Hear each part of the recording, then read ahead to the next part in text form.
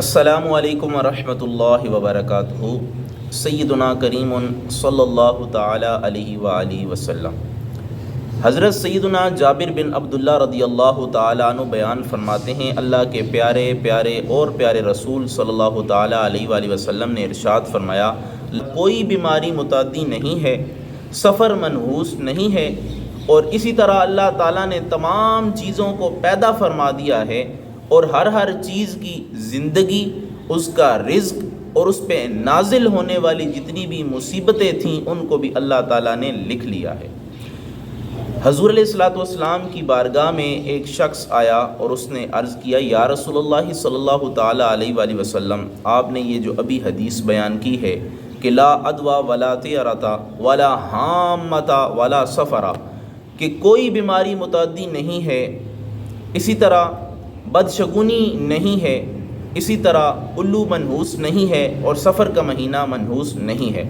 تو اس نے عرض کیا، یا رسول اللہ صلی اللہ تعالیٰ علیہ وآلہ وسلم، ہم اکثر دیکھتے ہیں کہ ریگستان میں بہت سارے اونٹ ہیں، اور ایک بیمار اونٹ ان میں آیا، خارش زدہ اونٹ ان میں آیا، اس کی وجہ سے بہت سارے اونٹوں کو جو ہے وہ خارش کی بیماری لگ گئی۔ تو حضور علیہ الصلوۃ والسلام نے فرمایا کہ وہ جو اونٹ آیا تھا اسے خارش کی بیماری کس سے لگی تھی؟ تو اس حدیث پاک سے ہمیں یہ پتہ چلتا ہے، حضور علیہ الصلوۃ والسلام یہ عقیدہ بیان کر رہے ہیں کہ کوئی بھی بیماری جو لگتی ہے تو وہ اللہ تعالیٰ کے حکم سے لگتی ہے۔ تو ہمارا بھی یہ عقیدہ ہونا چاہیے کہ کوئی بھی بیماری متعدی نہیں ہے، بیماری از خود ایک جگہ سے دوسری جگہ حرکت نہیں کرتی۔ شیخ محقق عبدالحق محدث دہلوی رحمۃ اللہ تعالی علیہ ما ثبت بالسنہ میں یہ لکھتے ہیں کہ بعض بیماریاں ایسی ہوتی ہیں کہ اگر بندہ اس بیمار کے پاس بیٹھ جائے تو اس کی بو کی وجہ سے یا اس کے ساتھ بیٹھنے کی وجہ سے اس کے جراثیم بندے پہ آ جاتے ہیں، لیکن یہ عقیدہ رکھنا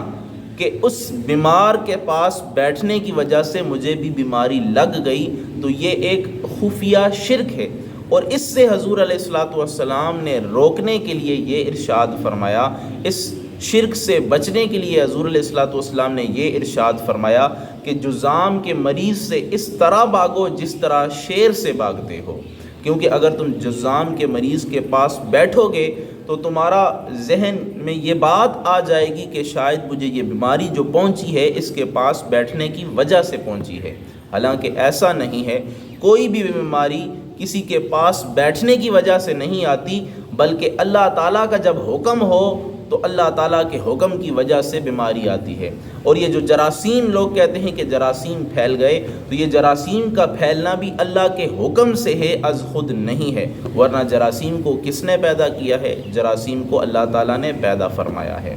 اسی طرح حضور علیہ الصلوۃ والسلام نے جو ارشاد فرمایا، بخاری شریف کی حدیث 5707 ہے، حضور علیہ الصلوۃ والسلام نے فرمایا، لا ادوا ولا طیرۃ ولا حامۃ ولا سفر۔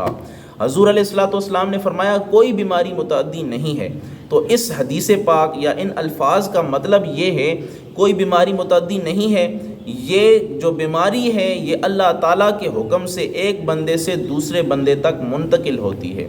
ذہنوں میں یہ جو الجھنیں آ جاتی ہیں، ذہنوں میں یہ جو غلط فہمیاں آ جاتی ہیں، ان کو دور کرنے کے لیے، اس خفیہ شرک کو مٹانے کے لیے حضور علیہ الصلوۃ والسلام نے فرمایا کوئی بیماری از خود ایک جگہ سے دوسری جگہ نہیں جاتی جب تک کہ اللہ کا حکم نہ ہو جائے، اور اگر اللہ کا حکم ہو جائے اس کے بعد وہ بیماری ایک سے دوسرے کو لگ سکتی ہے۔ لیکن ہمارا یہ سمجھنا کہ یہ بیماری فاعل حقیقی ہے، ایک جگہ سے دوسری جگہ منتقل ہو جاتی ہے، یہ درست نہیں ہے۔ فاعل حقیقی صرف اللہ تعالیٰ کی ذات ہے۔ اگر اللہ تعالیٰ چاہے تو کسی بندے کو بغیر کسی بندے کے پاس بیٹھنے کے اس بیماری میں مبتلا کر سکتا ہے، اور اگر کسی کو بچانا چاہے تو بیمار شخصوں میں ایسا بندہ بیٹھ جائے تو اس کو بھی اللہ تعالیٰ جو ہے وہ صحیح سالم رکھ سکتا ہے۔ تو پتہ چلا بیماریوں کا پھیلنا یا بیماریوں سے بچنا یہ اللہ تعالیٰ کے حکم سے ہے، کوئی بیماری متعدی نہیں ہے۔ اور دوسرے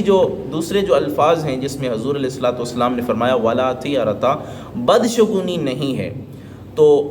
یہ صرف اسلامی معاشرے میں یہ خصوصیت نہیں ہے کہ یہاں پہ بدشگونی جو ہے وہ ذہنوں میں آئی ہوئی ہے یا توہم پرستی کی وجہ سے لوگ غلط چیزوں میں مبتلا ہیں، بلکہ قبل از اسلام اہل عرب میں بھی یہ چیزیں مشہور تھیں کہ اگر کسی کے آگے سے کوئی ہرن گزر جاتی اور وہ دائیں طرف سے گزرتی، دائیں طرف ہو جاتی، تو وہ سمجھتے تھے کہ یہ ہمارے لیے، ہم جہاں جا رہے ہیں، سفر کر رہے ہیں، یا ہم جو کاروبار کر رہے ہیں اس میں ہمیں نفع ہوگا۔ اور اگر وہ بائیں جانب گزر جاتی تو وہ سمجھتے تھے کہ ہمارے لیے یہ سفر باعث نجات نہیں ہے، ہمیں اس میں نقصان ہوگا، ہمیں جو ہے اس کاروبار میں نقصان ہوگا، سفر میں نقصان ہوگا۔ تو اس وجہ سے حضور علیہ الصلوۃ والسلام نے فرما دیا